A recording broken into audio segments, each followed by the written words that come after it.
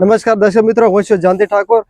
મિત્રો, વાત કરવામાં આવે તો સમગ્ર ગુજરાતની અંદર જ્યારે ઠાકોર સમાજ એક મોટો નિર્ણય લઈ રહ્યો ત્યારે આજે ભાભર તાલુકાના નેસડા ગામની અંદર પણ ઠાકોર સમાજ એક મોટો વ્યસન મુક્તિ માટે નિર્ણય લેવા જઈ રહ્યો છે. ત્યારે નેસડા ગામની અંદર અનેક મુદ્દાઓ વ્યસન મુક્તિ માટે મૂકવામાં આવે છે. ત્યારે પહેલા મુદ્દાની વાત કરીએ તો જો ગામની અંદર કોઈ પણ વ્યક્તિ પિતા ઝડપાશે તો તેના માટે 11,000 દંડ કરવામાં આવે છે. ત્યારે અને જો કોઈ પણ વ્યક્તિ ગામની અંદર વેચશે તો તેના માટે 21 દંડ કરવામાં આવે છે. ત્યારે અમારી સાથે ગામ લોકો અહીંયા સમસ્ત ઉપસ્થિત છે. ત્યારે અમે સરપંચને મુલાકાત લઈશું, સરપંચને પૂછીશું. સરપંચ, ગામ નેસડા ભેગું થઈને જે નિર્ણય લીધો છે એને અમે આવકારીએ છીએ.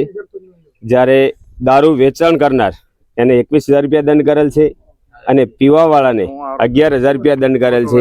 તો આ સમસ્ત નેસડા ગામ સમસ્ત સંમત છે. ત્યારે અમે આ નિર્ણય લીધો છે. આજે તારીખ 11/1/2026 નો જે અમારો સમસ્ત નેસડા ગામનો નિર્ણય છે એ માન્ય જ છે. આમાં સમગ્ર નેસડા ગામની અંદર સમગ્ર જાતિના અહીંયા લોકો ઉપસ્થિત છે. એના વિશે શું કહે? એટલે એક જ ઠાકોર સમાજ આમાં નિર્ણય લે છે કે સમાજ ઠાકોર સમાજ? સમસ્ત નેસડા ગામ ઠાકોર સમાજ આવી ગઈ, માળી, પ્રજાપતિ, દેસાઈ, ટોટલ અમારા ગામમાં જે કોમ છે એને સમસ્ત ગામને લાગુ પડશે આ નિર્ણય. તો મિત્રો, સરપંચનું કહેવું છે કે સમગ્ર નેસડાના ગ્રામજનોને તમામ આ નિયમ લાગુ પડશે. ત્યારે મારી એક એમને વાત છે કે જે લોકો ગામથી બહાર પીને આવશે એના વિશે તમારે શું કહેવું છે? હા, એ પ્રશ્ન સાચો છે તમારો. જે બહારથી પીને આવે છે એમના માટે પણ જે ગામના યુવાનો છે, વડીલો છે, એમને આપણે અગાઉ ઘરે ચર્ચા કરી અને પછી નિર્ણય લેવામાં આવે છે કે જયારે ગામમાં બહારથી ગામમાં પીને આવશે એના માટે નિર્ણય જયારે ગામના એમના પોતાના મેડલા દીઠ આપણે એની જવાબદારી આપી છે. મેડલા દીઠ એ વર્તમાન શું કરે છે, વડીલોને જવાબદારી આપી છે, યુવાન મિત્રોને જવાબદારી આપી છે. કોઈ છુપાવશે એને ઓગળજીની સોગંદ આપેલી છે આપણા ઘરે. આ વસ્તુમાં જો કોઈ પીને આવશે કે મારે ઘરે ફલાણો પીને આવ્યો, છુપાવશે અને ઓગળજી પોકશે, આવો સોગન આપેલા છે. તો બરાબર મિત્રો, એક બીજો પણ એ પણ પ્રશ્ન છે કે જે વ્યક્તિ કોઈ મનન ના કરે ગામના લોકોનું, કોઈ ગામના વડીલોનો આગેવાન, તો એમના વિશે શું તમારું કહેવું છે? તો એમના વિશે ગામ કહેશે તો એના માટે કાયદેસરની કાર્યવાહી કરવામાં આવશે. આપણે અંદર એ પણ એક નિયમ ઉપર જોઈએ કે જે વ્યક્તિ એવું કરતા હોય એ ના માનતો હોય એને ઘરે કોઈ પણ વ્યક્તિ જવું જોઈએ નહીં. આગળ એમજીભાઈએ રજૂઆત કરી હતી કે જે પીન આવશે એ વર્તમાન ગામનું ને કરે, આખા ગામનું વર્તમાન ને કરે તો એના માટે એને ઘરે કોઈ જવામાં નહીં આવે. કોઈ પ્રસંગ હોય તો એના ઘરે પત્રિકા બીજી આપશે તો એના ઘરે કોઈ જશે નહીં. ભૂલ કે તો કહેવાનો મતલબ કે એમને ગામ બારે કરીશું ના, ગામ બારે કરવાનું તો ગામનો નિર્ણય છે, પણ કહેવાનો મતલબ કે એને ઘરે કોઈ બી સારો ભલો પ્રસંગ હોય તો ગામના વડીલો છે, યુવાનો છે, એને ઘરે કોઈ જશે નહીં. આવું ગામ બાંધરી લેશે. તો મિત્રો, આ આભાર. આ હતા નેસડા ગ્રામના યુવા સરપંચ મનસાસિંહ માળી અને અમારી સાથે અહીંયા મિટિંગમાં ઉપસ્થિત છે ભાભર તાલુકા ઠાકોર સેનાના પ્રમુખ સુરેશજી ઠાકોર, એ પણ અમારી સાથે જોડાયા છે. શું કહેશો સાહેબ?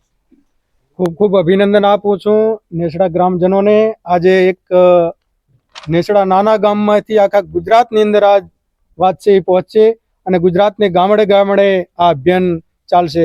આ વિશેષ હું ગુજરાત ક્ષત્રિય ઠાકોર સેના ભાભર તાલુકા તરફથી કહેવા માંગુ છું. શું કહેશો? સમગ્ર ગુજરાતની અંદરથી એક 26મી જાન્યુઆરીના દિવસે અલ્પેશજી ઠાકોરે જ્યારે રાત્રિની સભા કરી છે એના વિશે શું કહેશો? ગુજરાત ક્ષત્રિય ઠાકોર સેનાના પ્રદેશના પ્રમુખ અલ્પેશજી ઠાકોર સાહેબે જે સભા કરવા જઈ રહ્યા છે 26મી જાન્યુઆરીની, તે સામાજિક ઉત્થાન માટે અને સમાજના શિક્ષણ માટે, ખાસ કરીને સમાજ કઈ રીતે આગળ આવે એ વિષય પર અને સમાજની એકતા માટે અલ્પેશજી ઠાકોર મીટિંગ બોલાવી રહ્યા છે. મિત્રો, આભાર. આ હતા અમારે ઠાકોર સેનાના પ્રમુખ ભાભર તાલુકા પ્રમુખ સુરેશજી ઠાકોર. હવે અમારી સાથે અહીંયા વડીલો પણ બેઠા છે, એમનું પણ આપણે થોડુંક નિવેદન લઈશું. અમારે પૂર્વ નેસડા ગામના પૂર્વ સરપંચ છે ભાઈ અભાજી ઠાકોર, બે શબ્દ એમને પણ. હા, અમારે પૂર્વ સરપંચ એવા અહીંયા તેજાજી રવજીજી ઠાકોર પણ ઉપસ્થિત છે. એમનું શું કેવું છે એમના વિશે પણ આપણે બે શબ્દ કહીશું.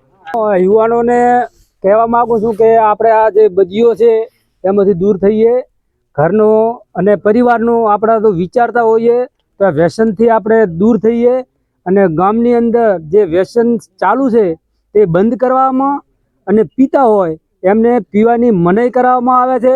અને મનાઈ એના માટે કરવામાં આવે છે કે હમણાં આપણે 12 મહિના કે 2 વર્ષની અંદર આપણા ગામની અંદરથી લગભગ 10 થી 12 યુવાનો 25, 30, 40 વર્ષ સુધીના યુવાનો જે ગુજરી ગયા છે એમની અમને આત્માને ઠેસ પહોંચે છે. એટલા માટે અમે આ યુવાનોને કહીએ છીએ કે યુવાનો તમે આ વ્યસનથી દૂર રહો. એના માટે એમનો પરિવાર, કોઈ સ્ત્રી લોકો છે, નાના નાના બાળકો છે, એમને રઝળતા અમે જોવા છે એટલે અમને દુઃખની લાગણી થાય છે. એટલા માટે કહા અત્યારે જે યુવાનોને ખરાબ લાગતું હોય છે, પરંતુ પછી 2, 3, 4 વર્ષ પછી એમને દેખાય છે કે ના, જે ગામના યુવાનો છે, વડીલો છે, જે કહેતા હતા એ આપણા માટે સારું હતું પણ આપણે માન્યા નથી. પછી પછતાવાથી કોઈ પણ આ નિર્ણય આવતો નથી.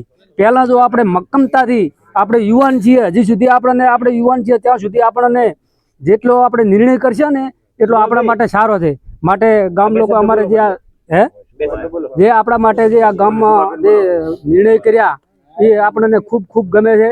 અને જેને ગમતા હોય